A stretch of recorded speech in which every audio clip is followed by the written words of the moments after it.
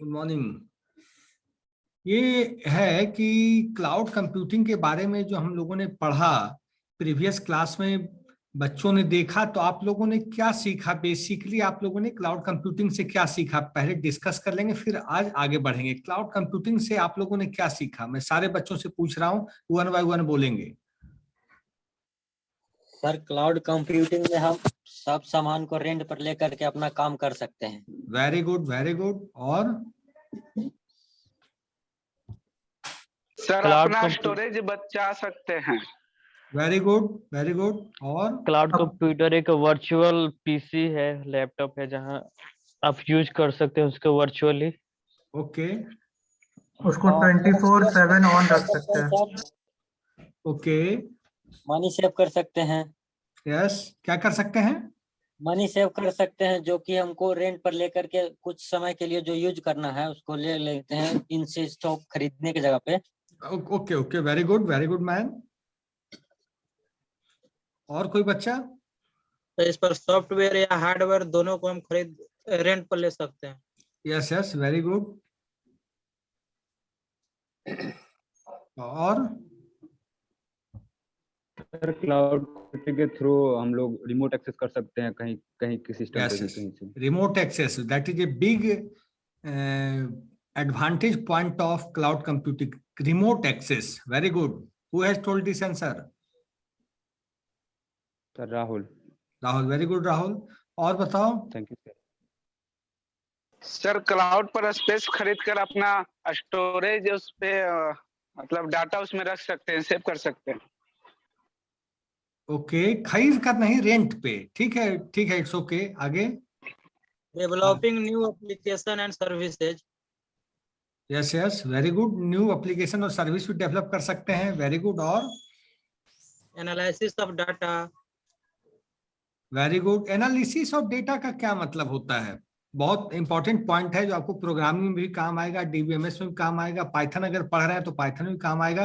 अब पाइथन तो एक ऐसा लैंग्वेज है जो एनालिसिस ऑफ डेटा का सबसे अच्छा लैंग्वेज माना जाता है पाइथन को। तो एनालिसिस ऑफ डेटा क्या होता है, मैंने बताया था। क्या समझते हैं आप लोग एनालिसिस ऑफ डेटा से?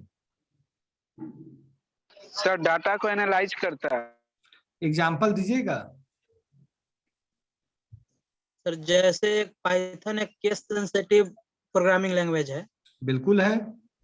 और उसमें जो पाइथन द्वारा फीड किया जाता है उस चीज को हम समझ सकते हैं, एनालाइज कर सकते हैं, और उसके अकॉर्डिंग हम प्रोग्राम लिखते हैं। अपना उसमें इंटरप्रेट उसको इंटरफेयर नहीं करते हैं। जैसे उसमें लिखा रहता है अपर केस में तो अपर केस में लिखेंगे, लोअर केस में तो लोअर केस में लिखेंगे। यानी कि पाइथन के जो डाटा उसमें दिया उसको एनालाइज करके उसको हम यूज करते हैं in the same way. Sir analyse बोले तो जैसे एनालिसिस सर, जैसे कोई भी प्रोग्राम हम लोग रन कराते हैं, हर प्रोग्राम का अपना जो कोड होता है वो सेट होता है सर कि यही लिखेंगे तो ये रन करेगा। अगर उसके जगह पे हम कुछ और करते तो वो एरर दे देता है। तो यही एनालिसिस करके ही ना हम आगे बढ़ेंगे सर, स्टेप बाय स्टेप। अब मैं बताता हूँ एनालिसिस। बोलो सर। एनालिसिस सॉफ्टवेयर जैसे सर आप बताए थे टेबलू करके एक सॉफ्टवेयर है सर। वो एनालिसिस मतलब चार्ट्स हो गया, बहुत सारा डेटा जो न्यूमेरिकल डाटा है सर, वो सब पे कोई भी तरह का ऑपरेशंस करना, वो सब सर एनालाइज करता है। अब मैं बताता हूँ एनालिसिस का मतलब। जैसे जनवरी में हमारी कंपनी की सेल थी 10 लाख रुपीज, फरवरी में सेल थी 8 लाख रुपीज, मार्च में सेल थी 12 लाख रुपीज, अप्रैल में थी 16 लाख रुपीज, मई में समथिंग, जून में समथिंग, जुलाई में समथिंग। अगर हम हर महीने का सेल्स एनालिसिस करेंगे तो पाएंगे किस महीने का सेल्स सबसे अच्छा था, किस महीने का सेल्स सबसे कम था, किस महीने में प्रॉफिट ज्यादा मिली, किस महीने में नहीं मिली। तो इसे हम बोलेंगे analysis, analysis of data, analysis of sales. जैसे एनालिसिस करते हैं कि मई महीने में गर्मी किस दिन ज्यादा पड़ी, किस दिन कम गर्मी पड़ी। ठंड में एनालिसिस करते हैं किस दिन ठंड सबसे ज्यादा थी, किस दिन न्यूनतम तापमान, मिनिमम टेम्परेचर सबसे कम था पार्टिकुलर सिटी का। तो ये हुआ एनालिसिस। जैसे हम बच्चों पे एनालिसिस करते हैं कि 60% से एबव मार्क्स कितने बच्चे लाए, 60%, 75% प्लस कितने बच्चे हैं, 80% प्लस कितने बच्चे हैं, 90% प्लस कितने बच्चे हैं, 60 से बिलो कितने हैं, 40 से बिलो कितने, 30 से बिलो, इट मीन्स फेल कितने बच्चे हैं। सब डेटा को जब हम देखेंगे और डेटा के बाद हम निकालेंगे कितने बच्चे पढ़ने में अच्छे हैं, कितने बच्चे पुअर हैं। तो ये जो स्टडी हुआ, this is called analysis of data, this is called analysis of data. समझ गए कि नहीं समझे? Yes sir. यस सर, समझ गए। Yes sir. तो फिर हम आज शुरू करते हैं। एनालिसिस समझ गया, और कोई पॉइंट जो कल आप नहीं समझ पाए अभी पूछ सकते हैं फिर। सर एक क्वेश्चन है, बोलो। कि हम लोग तो सॉफ्टवेयर को तो हम रेंट पर ले सकते हैं, हार्डवेयर को कैसे हम रेंट पर लेंगे, उसका एग्जांपल। अच्छा, अब ये मैं बताता हूँ। जैसे हार्डवेयर की बात तुमने की, हार्डवेयर में जैसे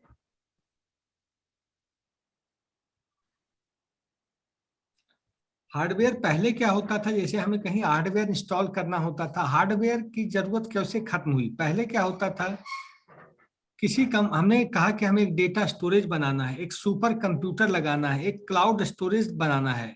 मान लिया किसी कंपनी को ये जरूरत पड़ी कि उसे cloud storage, data storage, hardware storage, hard disk storage something करना है, और उसके कंपनी में उतनी जगह नहीं है, कंपनी में उतना स्पेस नहीं है कि वो कर सके। कंपनी में उतना स्पेस नहीं है कि वो बहुत बड़ा डेटाबेस सर्वर लगा सके, वेब सर्वर लगा सके, ईमेल सर्वर लगा सके। तो क्या होगा, ये कंपनी के पास उतना स्पेस नहीं है, तो कंपनी क्या करेगा, रिमोटली सब कुछ एक्सेस करने लगेगा। डेटाबेस सर्वर मान लीजिए कंपनी पटना में है, डेटाबेस सर्वर बेंगलुरु में है, डेटाबेस सर्वर दिल्ली में है, डेटाबेस सर्वर यूएसए में है, यूके में है। तो कंपनी पटना से बैठे बैठे रिमोटली सारे सर्वर को एक्सेस करेगा और काम में डेटा अपडेट करेगा, तो वहां डेटा फाइनल अपडेट हो जाएगा। कहाँ है दही भात? तो समझे कि वो रिमोटली कैसे एक्सेस करके हार्डवेयर को सपोर्ट किया। सर हार्डवेयर को तो हम अपने पास रखकर उसको सपोर्ट में लाएंगे, सॉफ्टवेयर है तो उसको हम या किसी भी वे से हम ट्रांसफर कर सकते हैं। हार्डवेयर को कैसे हम ट्रांसफर करेंगे या रेंट पर लेंगे? हार्डवेयर में सुनो, हार्डवेयर में क्या होता है, डेटा स्टोरेज। मेरा जैसे हार्ड डिस्क है, मेरा हार्ड डिस्क है ना। Yes sir. तो हार्ड डिस्क कीजिए हार्डवेयर डिवाइस। कोई डाउट है तुम लोग को? तो हार्ड डिस्क में यहाँ इतना स्पेस से चल जा रहा है, लेकिन आज मान लो फेसबुक है, गूगल है, फेसबुक और गूगल जैसी कंपनी का कितना डेटा। क्या आवाज कैसे आ रही? फिर मैं सबको म्यूट कर दूंगा। कुछ नहीं होगा। म्यूट कीजिए सर, ठीक है, म्यूट कीजिए सर। एक क्वेश्चन पूछना सर। तो सर म्यूट कर देंगे सबको। लंबी वाली बात, लंबी वाली जो औरत है, उन्हीं का हस्बैंड बोले क्या सर जो बोल रहा है उसको म्यूट कर दीजिए। कौन बोल रहा है? सही बात। पता करो कौन बोल रहा है। कर दिया म्यूट, सब हो गया। चलो दे दो संतुष्टि, जितना दो अपने कम। तो जितना दो। Aditya Kumar sir, Aditya Kumar 63 roll number. घर में काम करता है, उन्हीं पानी तो आदमी दे देता है। म्यूट तो कर दिए हैं। आधा किलो दियो तो गे हैं, आधा किलो तौल के लेबो न करा, आधा किलो ओकरे दे दे। ये आवाज जहां से भी आवाज आ रही है क्लास से, मैं आपको क्लास से डिस्क्वालीफाई कर दूंगा। कि रोज ओकरे ही खा ले है तो बड़ा झूठ हम कि खा ली तो नहीं खाए हैं अभी, तो जब खाइए ले हो रहा है भाई, भूखे की तरह। भूख लगे जरा, जब खाइए लेगा। मेरे बेटे भूख लगे, भूख लगल रही तो पकावे लगे, हमकी जब खाइए लगे। आवाज किसके यहाँ से आ रही भाई? किस रोल नंबर से आ रही है?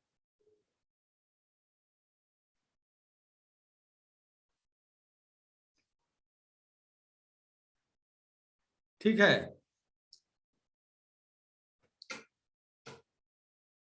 आदित्य कुमार आपके यहां से आवाज आती है, इसका ध्यान रखा कीजिए। समझ गए?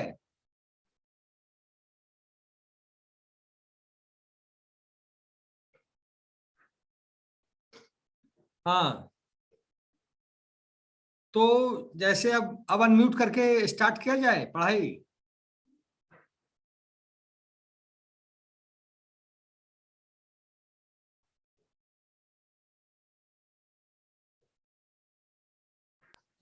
हाँ, मेरी आवाज आ रही है अब आप लोग को? Yes sir.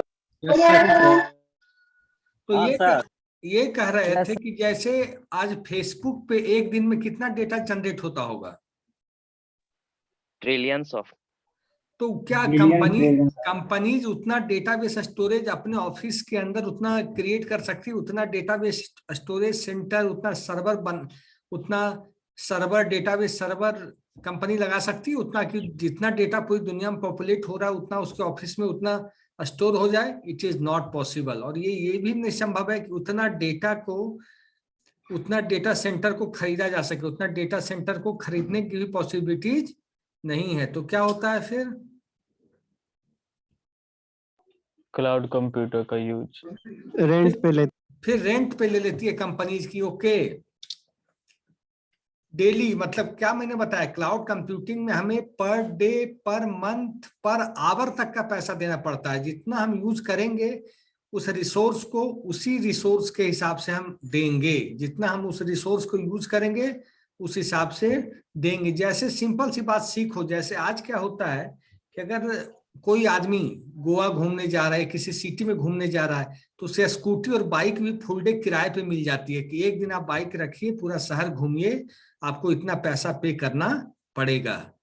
आप गोवा गए घूमने, गोवा शहर घूमे, गोवा स्टेट घूमे, बीचेज घूमे, आपको 500 रुपीज इन ए डे आपको मिला। पूरा स्कूटर या बाइक मिल गया, आप उसमें ऑयल भरवाइए, रिफिल करवाइए ऑयल और घूम लीजिए।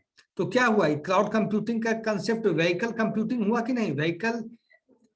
व्हीकल वाली बात हो गई ना, कि आप यूज किए फिर उसको वापस पैसा दिए और यूज करके वापस कर दिए।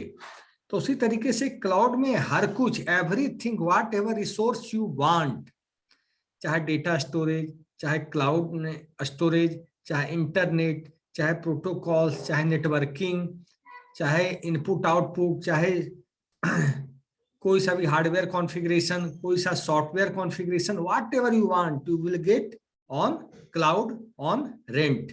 बात क्लियर हुई कि नहीं हुई अभी तक? Yes sir. यस सर, एक चीज पूछना है सर। बोलो बोलो सर, क्लाउड कंप्यूटिंग का जो हम लोग पढ़ रहे हैं, तो इसमें हम लोग कितना सिलेबस को कवर करेंगे, क्या क्या पढ़ेंगे क्लाउड कंप्यूटिंग में? Cloud computing, what is a cloud computing, types of cloud computing service provider, cloud computing services, ये सब पढ़ेंगे। कौन सी कंपनी प्रोवाइड कराती है, कैसे होता है, इस पे बेसिक लेवल का आपको इंट्रोडक्शन कर दिया जाएगा कि कैसे कैसे CS cloud service provider companies कैसे काम करती है, इतना तक है। Okay sir. सर ये एड ऑन है तो इसका सर्टिफिकेट भी मिलेगा, बस ये एड ऑन नॉलेज के लिए? सर्टिफिकेट के लिए आप लोग शुक्ला सर से बात कर लीजिएगा, जो भी है HOD सर से। सर ये कितने दिन तक होगा इसका पढ़ाई? चलेगा जब तक सिलेबस चलेगा अभी, जब तक सिलेबस कंप्लीट ना हो जाए, क्योंकि एड ऑन ज्यादा हो गया है क्या तुम लोग को? नो सर, हाँ सर, यस सर, बहुत ज्यादा। अभी पढ़ लो, अभी कोरोना काल है, अभी जितना ज्यादा पढ़ो तुम ही लोग के लिए फायदेमंद है। सर एग्जाम ही सर बात सिर्फ कोविड का नहीं है ना सर, मेन पेपर भी है और एग्जाम्स भी है ना। सब हो जाएगा, सब हम लोग सब बच्चों का ध्यान रख के करेंगे। ऐसा नहीं कि आपको ध्यान नहीं रखा जाएगा, आपका एक एक चीज ध्यान रखा जाएगा।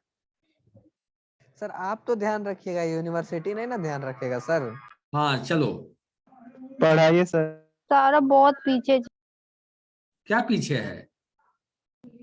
सिलेबस। एक मिनट,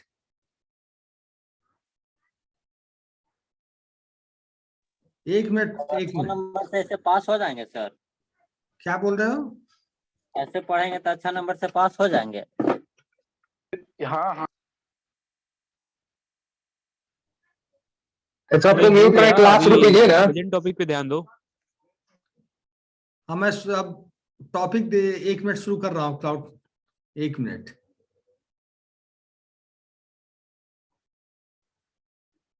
एक मिनट।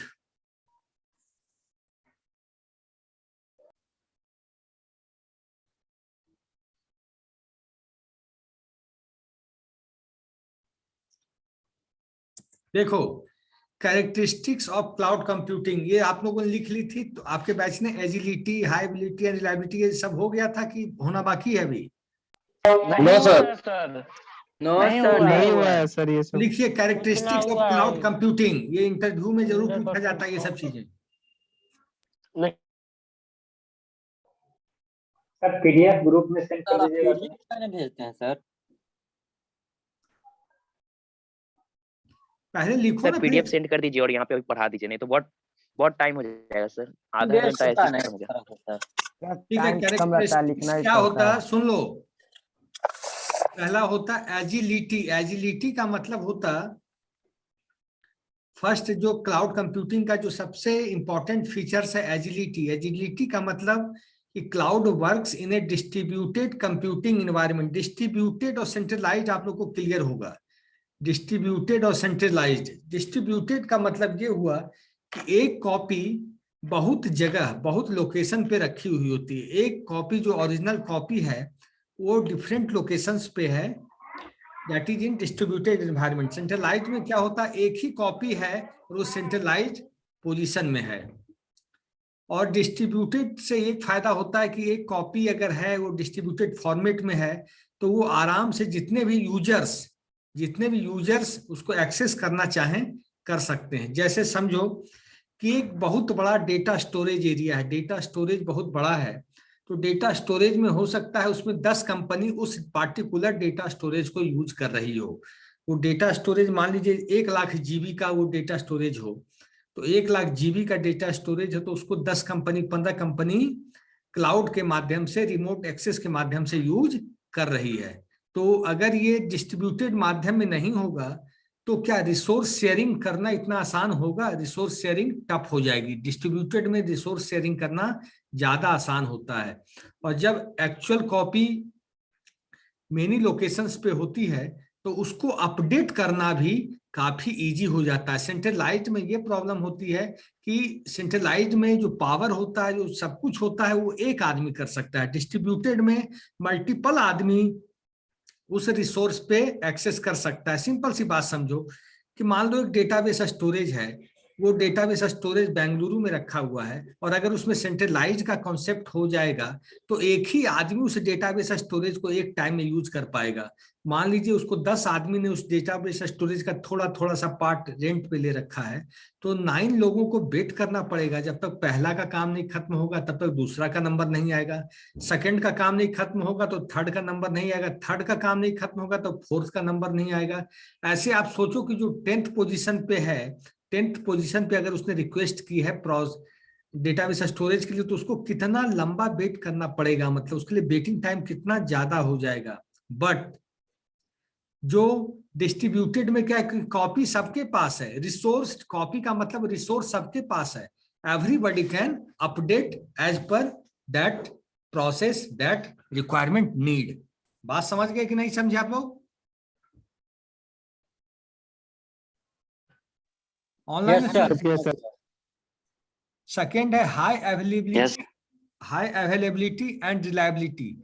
हाई अवेलेबिलिटी का मतलब जब चीजें डिस्ट्रीब्यूटेड फॉर्मेट में हो तो इसकी अवेलेबिलिटी अच्छी हो जाती है, क्योंकि आज आप जान लो कि 90% जो बड़ी कंपनीज है, जो फेसबुक, जो सर्च इंजन साइट है, जो बड़ी बड़ी कंपनी जैसे रेलवे, इंश्योरेंस, बैंकिंग, सबका डेटा अब क्लाउड पे रहता है। क्लाउड का मतलब ये मत समझ लेना कि बादलों में रहता है। क्लाउड का मतलब जो कंपनीज है उन्होंने बड़े बड़े डेटा सेंटर बना रखे हैं। कंपनीज ने क्या बना रखे हैं? बड़े बड़े डेटा सेंटर्स बना रखे हैं, डेटाबेस के लिए, मेमोरी के लिए, पेरिफेरल्स डिवाइस के लिए, सॉफ्टवेयर डिवाइस के लिए, नेटवर्किंग डिवाइस के लिए।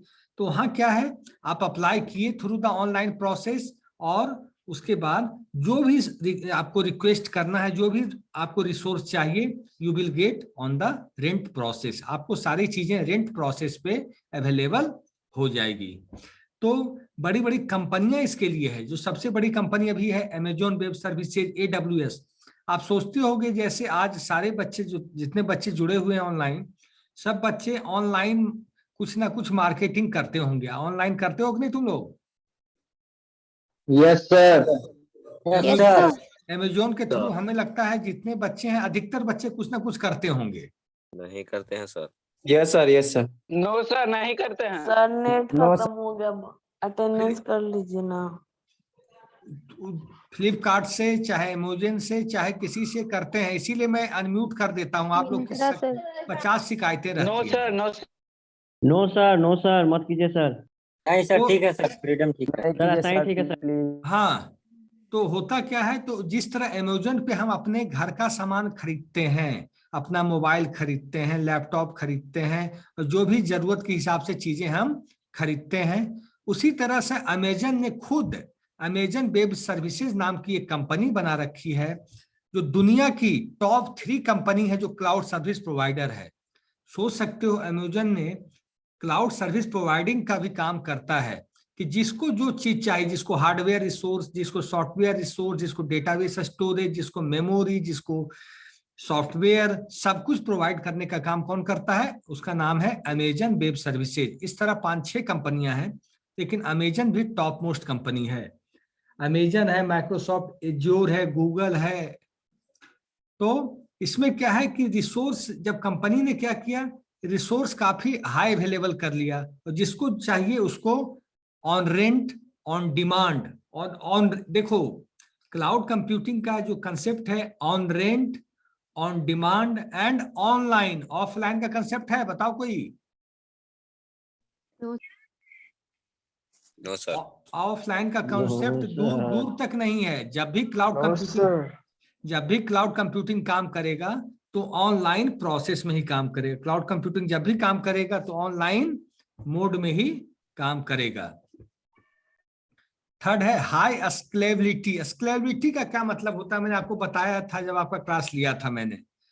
पाइथन का मैं भी क्लास लिया हूँ कुछ दिन आप लोग का ना।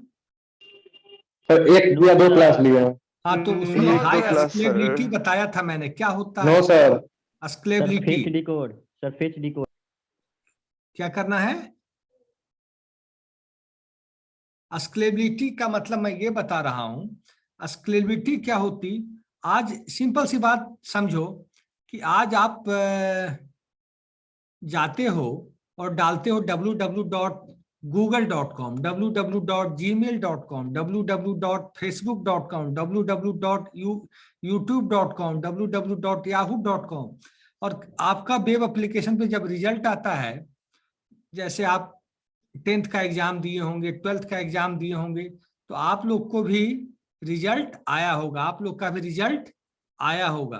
तो आप लोग का जब रिजल्ट आया होगा तो क्या वेब जिस वेब एप्लीकेशन पे आता है रिजल्ट, तो क्या सर्वर रिजल्ट आराम से दे रहा था कि सर्वर बैठ जाता था, सर्वर क्रैश हो जाता था? सर्वर क्रैश हो जाता था। Server becomes crash, server crash हो जाता। सुनो इधर, डालने के बाद क्रैश हो जाता है बार बार। यस सर, डालने के बाद क्रैश हो।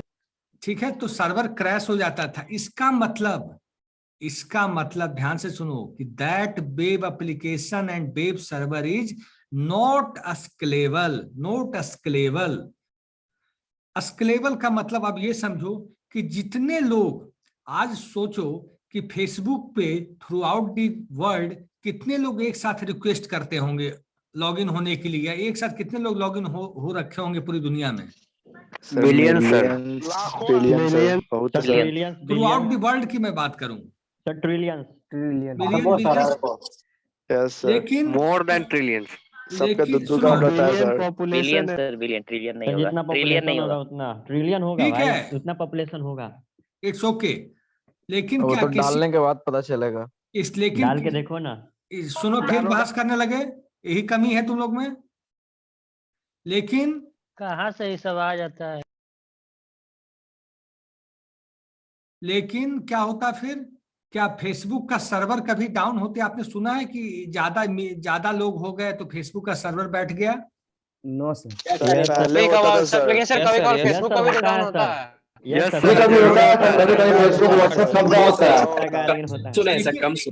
लेकिन वो रेयरली होता है। यस सर, रेयरली होता है। 1-2 घंटा के लिए हुआ होता था। रेयरली होता है। वो चीज क्या होता है, तो उसका रीजन क्या होता है? अब बताते हैं। तो क्या है, जो जो हम लोग का फेसबुक का सर्वर है वो हाईली स्केलेबल है, हाईली स्केलेबल है। मतलब जितने लोग भी रिक्वेस्ट कर रहे हैं सर्वर पे, सबका वो रिस्पांस कर रहा है, चाहे वो मिलियंस हो बिलियंस हो, जितने भी लोग रिक्वेस्ट कर रहे हैं वेब सर्वर पे, फेसबुक के सर्वर पे, everybody is getting response from the web server. लेकिन अगर रिजल्ट आता है बिहार गवर्नमेंट का या 10th-12th का एग्जाम का या कोई, तो आपका सर्वर क्रैश हो जाता है, मतलब आपका सर्वर स्केलेबल नहीं है। Your server is not scalable. Facebook का सर्वर स्केलेबल है, जीमेल का सर्वर स्केलेबल है, यूट्यूब का सर्वर स्केलेबल है, याहू का सर्वर स्केलेबल है। मतलब जितने लोग, जितना भी पीक लोड हो जाए, जितना भी पीक लोड हो जाए, जितना भी पीक रिक्वेस्ट एक सर्वर पे आ जाए, वो हमें हर किसी को अपना रिस्पांस देगा। That is called highly scalable. अब समझ में आया कि अब डाउट है, बताओ पहले। आ गया सर समझ में? आ गया सर, आप पढ़ाएंगे? आ गया सर, एकदम अच्छे से समझ यस आया। सर, आप पढ़ा रहे हैं तो सर्वर समझ में कैसे रीच नहीं आउट आएगा? कैसे हो जाता है? क्या कहे, कभी कोई वेबसाइट होता है ना सर, रीच आउट हो जाता है, तो उसका सर्वर स्केलेबल नहीं है, उसका सर्वर हाईली रिस्पॉन्सिबल नहीं है, हाईली रिस्पॉन्सिव नहीं है। उसका सर्वर, जिसको तुम्हारी भाषा में बोल दे तो सर्वर खराब है वो। Yes yes. तो सर्वर लोड नहीं ले रहा सर। हाँ, मतलब वो लोड नहीं ले रहा है, तो क्या कहेंगे, तो हाईली स्केलेबल मतलब जितना भी रिक्वेस्ट हो जाए, जितना भी पीक आवर हो, जितना भी लोड हो जाए रिक्वेस्ट का, एक एप्लीकेशन पे लाखों करोड़ों लोग रिक्वेस्ट करते हैं, सबको रिस्पांस मिले ढंग से, तो उसको बोलते हैं हाईली स्केलेबल। अब नेक्स्ट पॉइंट है मल्टी शेयरिंग। मल्टी शेयरिंग का मतलब होता है कि एक साथ मल्टीपल यूजर्स, एक साथ मल्टीपल यूजर्स किसी पार्टिकुलर रिसोर्स को एक्सेस कर रहे हो। जो मैंने अभी जस्ट बताया कि एक डेटाबेस स्टोरेज है, डेटाबेस स्टोरेज है 500 GB का डेटा स्टोरेज है, या 5000 GB का डेटा स्टोरेज है, 5000 GB का डेटा स्टोरेज है, उसको 10 कंपनीज या 10 पर्सन या 10 कंपनीज के लोग उसको एक्सेस कर रहे हैं। अगर मैंने अभी बताया कि 10 कंपनीज है, 10 कंपनीज 1 बाय 1 अगर एक्सेस करें, अगर सेंट्रलाइज्ड मोड में एक्सेस करेंगे, तो काम खत्म होने में, जो काम 1 घंटे में खत्म होगा वो काम होगा 12 घंटे में खत्म, 16 घंटे में खत्म। तो मल्टी शेयरिंग में होगा कि एक ही साथ क्या होगा, जितने यूजर्स हैं, जितनी कंपनी उस डेटाबेस स्टोरेज को यूज कर रही है, सब एक ही साथ एक्सेस कर लेगी। ठीक है, मेरा एक क्वेश्चन है आप लोग से। अच्छा, मान लेते हैं 10 कंपनी, 10 लोग एक ही डेटा स्टोरेज को एक साथ एक्सेस कर रहे हैं, प्रॉब्लम होगी कि नहीं होगी, और होगी तो क्यों होगी, और नहीं होगी तो क्यों होगी, आप लोग बताइए। सर हो सकती है प्रॉब्लम। सर हो सकती है सर, प्रॉब्लम तो बहुत हो जाएगा सर। सर एक तरफ का डाटा किसी और पे जा सकता है। बताओ, सोच के बताओ, कोई दिक्कत नहीं है। सर ओवरलैप डाटा हो सकता है ना, ओवरलैप डाटा ट्रांसफर? बिल्कुल हो सकता है, और बताओ। डेटा ट्रैफिक हो सकता है sir. Very good, very good. और क्या सर?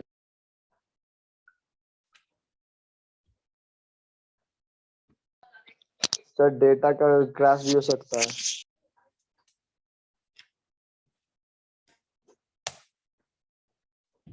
लेकिन इन चीजों के चांसेस कम है। पूछो कैसे? कैसे सर? कैसे हम लोग अपने कैसे सर? बता रहे हैं, कैसे सर? जैसे अपने हार्ड डिस्क को हम लोग क्या करते हैं, डिवाइड कर देते हैं। मान लीजिए मेरे सिस्टम में या आपके सिस्टम में 300 GB का हार्ड डिस्क है, तो उसको हम 5-6 ड्राइव में पार्टीशन कर देते हैं, CDEFGH करते हैं कि नहीं? Yes sir. Yes sir. तो उसी तरीके से जब डेटा स्टोरेज को मल्टी शेयरिंग पे हम लगाते हैं, कंपनी जब CSP प्रोवाइड करती है, क्लाउड सर्विस प्रोवाइडर करता है कि ये 1000 GB का, इसे 10 लोग यूज करेंगे, तो वो अपने डेटा सेंटर में क्या करता है, पार्टीशन कर देता है कि C ड्राइव यूज करेगा particular company D drive use करेगा, particular company E drive use करेगा, particular company F drive use करेगा, particular company G drive use करेगा, particular company H drive use करेगा, particular company I drive use करेगा, particular company. और ये access लगा देता है कि मान लीजिए जो ड्राइव सी ड्राइव यूज कर रहा है उसका accessing point D E F जी में वो घुस नहीं सकता, उसके लिए उसको वहां पे ब्लॉक लगा दिया जाता है, उसके लिए फायरवॉल लगा दिया जाता है, उसके लिए पासवर्ड सिस्टम डेवलप कर दिया जाता है कि ये कंपनी है वो केवल सी ड्राइव यूज कर पाएगी, ये कंपनी केवल डी ड्राइव यूज कर पाएगी, ये कंपनी केवल ई ड्राइव यूज कर पाएगी, ये कंपनी केवल एफ ड्राइव यूज कर पाएगी। और सबको पासवर्ड प्रोटेक्शन दे दिया जाता है कि आप जब आओगे तो सी ड्राइव का पासवर्ड, यूजर आईडी और पासवर्ड डालोगे और अपना डेटा सी ड्राइव के अंदर डालोगे। डी के लिए अलग आईडी पासवर्ड, ई वाले के लिए अलग, तब क्या डेटा ओवरलैप करेगा बच्चों? No sir. No sir. No sir, एक और क्वेश्चन है सर। बोलो बोलो सर। बोल रहे हैं सर, यदि मान लीजिए सर हम अपने स्टोरेज में कोई वायरस डाल देते हैं तो सर वो पूरे सर्वर को करप्ट करेगा या नहीं करेगा? देखो अब क्या होता है, कंपनी लेवल की बात मैं बता रहा हूं। क्या होता है कि जो भी सर्वर है, सर्वर के आगे जहां से डेटा एंट्री लेती है किसी भी इंडस्ट्री के अंदर, जैसे वो डेटाबेस सर्वर है, मेरी बात सुनना ध्यान से, वो डेटाबेस सर्वर लगा हुआ है कहाँ? बेंगलुरु में। डेटाबेस सर्वर है बेंगलुरु में। जब डेटा का डेटा एंट्री लेगा उस सर्वर के अंदर, तो एक कहीं तो एंट्री पॉइंट होगा, कहीं तो एंट्री पॉइंट होगा कि नहीं होगा? यस सर, होगा। जैसे घर में एक चीज सुनो, घर में अपने मकान में एक जगह मेन पाइप से, हमारे जैसे रोड पे पाइप जा रही है गवर्नमेंट की पाइप, तो उससे जब हम डेटा लेते हैं पाइप, तो मेन पाइप हमारा भी तो रोड से कनेक्ट होता है कहीं ना कहीं, मेन पाइप। अगर वहीं पर हम जाली लगा देंगे तो क्या कीड़े मकोड़े आएंगे मेन पाइप में, हमारे घर के पाइप में? नहीं सर। क्या जाएंगे?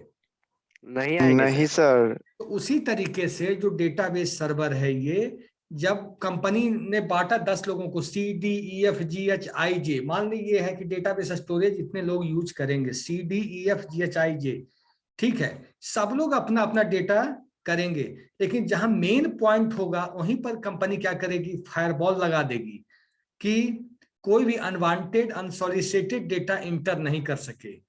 वहां पर इंटरनेट के लिए फायरवॉल लगा देगी, प्रॉक्सी फायरवॉल लगा देगी, ताकि कोई गलत डेटा इंटर नहीं कर सके। समझ गए सर? और वो डेटा सपोज कि सर हमको खुद अपने स्टोरेज में रखना है तो भी सर हम नहीं रख सकते हैं क्या? वायरस वाला डेटा? यस सर, सपोज कि सर हमको वायरस वाला डेटा अपने स्टोरेज में होगा, मतलब हमको सर सेल्फ यूज करना है तो भी सर हम नहीं रख सकते हैं? सर सेल्फ यूज करना है, सेल्फ यूज मतलब मेरा सर स्टोरेज है तो हम अपने स्टोरेज में रखना चाह रहे हैं तो भी सर हम वहाँ रख नहीं पाएंगे? अगर कंपनी जान जाएगी कि आप ये गलत काम कर रहे हो तो आपको स्पेस देगी वो अपने डेटाबेस स्टोरेज में, उसका बिजनेस ही ले बैठोगे तुम। सर तो हम पैसा ना उसको देंगे। यस सर, उसको क्या मतलब है कि हम अपने अच्छा, सर्वर पे क्या रख रहे हैं? कुछ भी रखें। तुम होटल खाना खाने गए, ठीक है? Yes sir. और कह के तो हम खाना का पैसा देंगे और उसके नौकरों को पीटने लगो कि हम पैसा दे रहे हैं खाने का। सर वो बात नहीं है सर, जैसे सर वायरस को अपने सिस्टम में रखेंगे तो उस सिस्टम मेरे सिस्टम को भी तो इनकरप्ट कर सकता है। यस सर, हमको सर जो वहाँ खाना मिला उसको हम हाथ से खाया चम्मच से सर, मेरा चॉइस है। हम आपसे रूम लेंगे रेंट पे सर, तो उस पे हम रहें या फिर हम वहाँ बिजनेस चलाएं अपना? यस सर, वहाँ नहीं हम लड़का को ला, लड़के को ला, उससे चलाना पड़ेगा। IT इंडस्ट्री में ऐसी नहीं होती। अगर आप गलत तरीके से रख लिए बिना उसके नॉलेज के, बिना उसको बताए, या उस फाइल का नाम बदल के कुछ ऐसे चेंज करके जो बाहर से समझ ना पाए कि उसमें वायरस है, तब तो हो जाएगा। लेकिन अगर उसे लग गया कि ये आदमी वायरस रख रहा है, क्योंकि वायरस कभी भी सिस्टम को डिस्टर्ब कर सकता है थ्रू आउट द। तो हम जिस सिस्टम में वायरस रखे हुए तो मेरे सिस्टम को भी तो हार्म कर सकता है ना? बिल्कुल कर सकता है, कर सकता है, क्यों नहीं कर सकता? अगर गलती से वो एक्टिवेट हो गया, आपकी जो प्रोग्रामिंग है कहीं गलती से एक्टिवेट हो गया और पहले तो आप ही को डिस्टर्ब करेगा, ये मानते हो कि नहीं? Yes sir. जैसे चाइना ने कोरोना बनाया, सबसे पहले कहाँ फैला? इंडिया में? कहाँ फैल गया? चाइना में। चाइना में यस सर। सिंपल सी बात है, यही चीज है। और क्या, सब चीजें कंसेप्ट ही है जो जीवन में होती है? मल्टी शेयरिंग समझ गए ना? यस सर, समझ गए। अब है device and location independence. Device and location independence से क्या समझे? डिवाइस इंडिपेंडेंस और लोकेशन इंडिपेंडेंस क्या हुआ इसमें? बोलो। कहीं पे भी हम जाके एक्सेस कर सकते हैं सर्वर के, सर कहीं पे भी जाके हम किसी भी डिवाइस को किसी भी लोकेशन से उसको हम कर सकते हैं भाई। जब इसमें है ही नहीं कि आप अपने कंपनी के अंदर रखिए, अपने ऑफिस के अंदर डेटाबेस स्टोरेज को रखिए, मेमोरी को रखिए, हार्डवेयर को रखिए, जब चीजें सब कुछ क्लाउड पे है तो डिवाइस भी इंडिपेंडेंट है, लोकेशन भी इंडिपेंडेंट। हमने यहाँ से डेटा डाला, जैसे सुनो तुम लोग समझोगे, फेसबुक पे आप कमेंट करते हो या शेयरिंग करते हो, आपको पता है कि डेटा कहाँ है? कैलिफोर्निया में सर शायद। नहीं, वो फेसबुक के क्लाउड पे रखा हुआ है, क्योंकि फेसबुक कहाँ तक रखेगा? क्लाउड हो सकता है यूएसए में भी हो, यूके में भी रखा हो क्लाउड बना के, इंडिया में भी बना के। उसका हेडक्वार्टर तो सब जगह है ना? हाँ, तो उसका हेडक्वार्टर सब जगह है। और मैंने ये बताया ब्रांच सब जगह, हेडक्वार्टर एक जगह। हाँ, क्लाउड का जो कंसेप्ट है डिस्ट्रीब्यूटेड फॉर्मेट में है। क्लाउड का जो कंसेप्ट है किस फॉर्मेट में है? डिस्ट्रीब्यूटेड फॉर्मेट में है। तो अब समझ गए होंगे कि क्लाउड के कारण डिवाइस और लोकेशन दोनों इंडिपेंडेंट हो जाता है। सुन लो, cloud computing enables the users to access systems using a web browser regardless of their location or what device they use. Example, PC, mobile phone, etc. As infrastructure is offsite and accessed via the internet, users can connect from anywhere. इसमें जो cloud का concept ही है कि users कहीं से connect हो जाता, क्योंकि जो क्लाउड चलता ही है तो डिस्ट्रीब्यूटेड फॉर्मेट में चलता है। ऑनलाइन होना कंपलसरी है कि बिना ऑनलाइन के नहीं चलेगा। इंटरनेट होना कंपलसरी है। रिमोटली एक्सेस होता है, आप बैठे किसी भी लोकेशन में हो उससे कोई दिक्कत नहीं है। Users can connect from anywhere. अब हम बैठे हुए पटना में, लेकिन हम कनेक्ट हो जाएं, जैसे फेसबुक पे कुछ अपडेट करें तो डेटा कहाँ चला गया? तुरंत अपडेट होकर कैलिफोर्निया, यूके। तो हम लोग कहीं से कहीं कनेक्ट हो जाते हैं। नेक्स्ट है मेंटेनेंस। देखो, maintenance of cloud computing. Sir बोलो सर, ये एक वर्ड है सर, ऑफ साइट, इसका मतलब बताइएगा जरा। ऑफ साइट का मतलब होता है, एक होता ऑन साइट, एक होता ऑफ साइट। ऑन साइट का मतलब होता, जैसे इस चीज को ध्यान से समझना, आप एक मोबाइल परचेज करते हो, या आप एक लैपटॉप परचेज करते हो। लैपटॉप में दो प्रकार की वारंटी या गारंटी होती है, एक होती ऑन साइट, एक होती ऑफ साइट। ऑन साइट का मतलब होता कि अगर कुछ प्रॉब्लम आती है तो company engineers will come to your door to rectify your problems. Off site का मतलब हुआ कि आप लेके जाएंगे उसको कहाँ पे? अपने लैपटॉप को लेके कंपनी में, जहां पे कंपनी का शोरूम है, किसमें प्रॉब्लम आ गई है, इसे हम सही करें। तो इंफ्रास्ट्रक्चर ही ऑफ साइट हो गई, और सारा इंफ्रास्ट्रक्चर ऑफ साइट है। इसमें कोई चीज तो है नहीं, हमारा ऑफिस हो ना हो, इंफ्रास्ट्रक्चर सब ऑफ साइट है। सारी चीजों को हम इंटरनेट के द्वारा एक्सेस कर रहे हैं, और यूजर्स कहीं से कहीं कनेक्ट हो सकता है, क्योंकि सारी चीजें इंटरनेट से है, ऑनलाइन है, रिमोट एक्सेस है, इसलिए। अब नेक्स्ट है मेंटेनेंस। मेंटेनेंस का मतलब क्या समझते हैं आप लोग?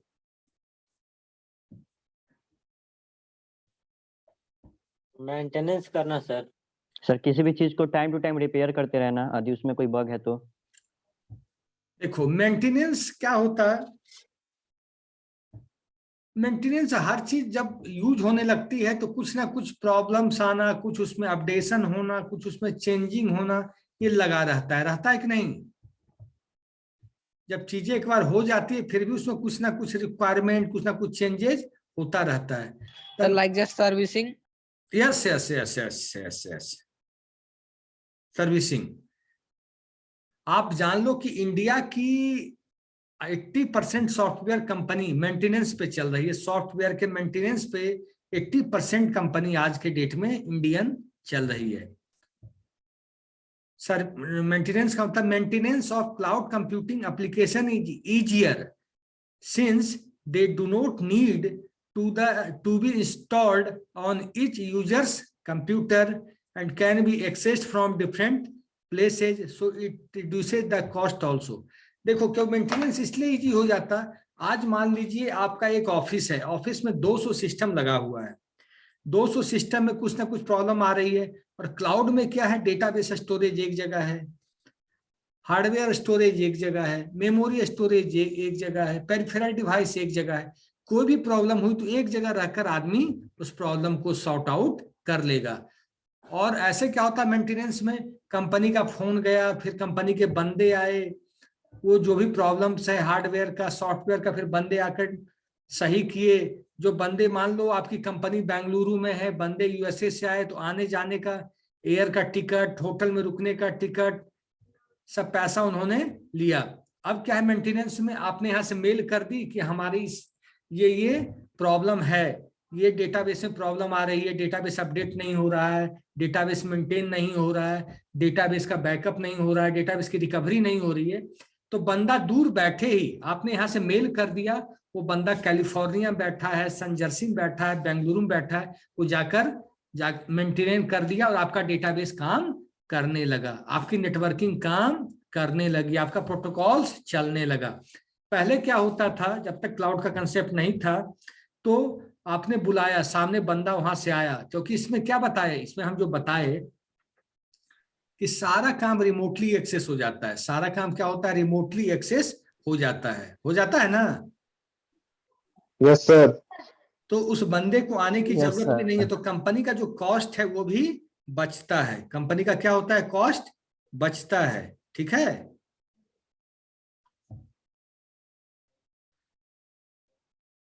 मेंटेनेंस हो गया, लो कॉस्ट भी हो गया। By using cloud computing the cost will be reduced because to take the services of cloud computing IT company need not to set its own infrastructure and pay per usage of resources. Cost इसलिए लो हो गया कि अगर हमारे पास अपना IT company के पास अपना infrastructure नहीं भी है तब उसका काम चलेगा। क्यों चलेगा, क्योंकि इसमें रिमोटली सब कुछ मिल जाता है, रिमोटली हमें सब कुछ प्रोवाइड हो जाता है, और पे हम उतना ही करते हैं सामने वाले कंपनी को, क्लाउड सर्विस प्रोवाइडर को, जितना हम यूज करते हैं, जितना हम रिसोर्स को यूज करते हैं उतना ही हम उसको पे करते हैं। कोई डाउट आप लोग को?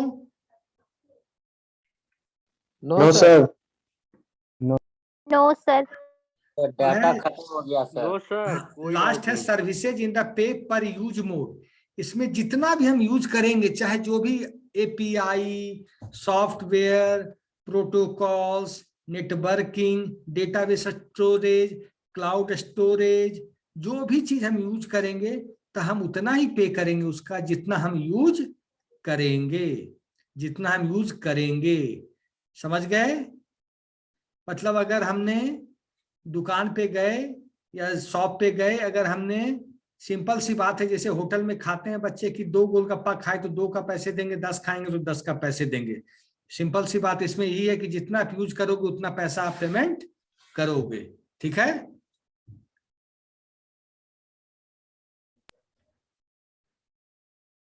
अब नेक्स्ट क्लास में मिलेंगे हम लोग। यस सर, रहने दीजिए। रहने दीजिए सर। कहीं डाउट है तो बताओ तुम लोग। राकेश ठीक है, राकेश सबका अटेंडेंस ले लेगा। Rakesh CR। Yes sir, already मैं ले चुका हूँ सर अटेंडेंस। ठीक है, अभी एक बच्चा आया है। रोहित ले लो, रोहित बैच 2 का ले लो, रोहित बैच 2 का ले लो रोहित। नहीं, सबका ले लेगा वो राकेश। सर बैच 1 बैच 2 ने सर लेट से ज्वाइन किया है। बैच 2 का रोहित अटेंडेंस ले लो। बैच 2 हमारा सर, हम लोग का CR रोहित है। ठीक है ठीक है, अब जल्दी करो, मैं एग्जिट हो रहा हूँ। दूसरा को नहीं बनवाते हैं सर। सर PDF शेयर कर दीजिएगा। सर API थोड़ा बताइएगा। नेक्स्ट क्लास में बात हो जाएगी। Yes sir, next class. Yes sir, मिलते हैं सर सोमवार को क्लास में सर। बस CR अटेंडेंस ले लो। अरे भाई ले लिया अपने बैच का, चिंता क्या कर रहा है। चलिए ठीक है सर, एग्जिट कर दीजिए। ठीक है सर।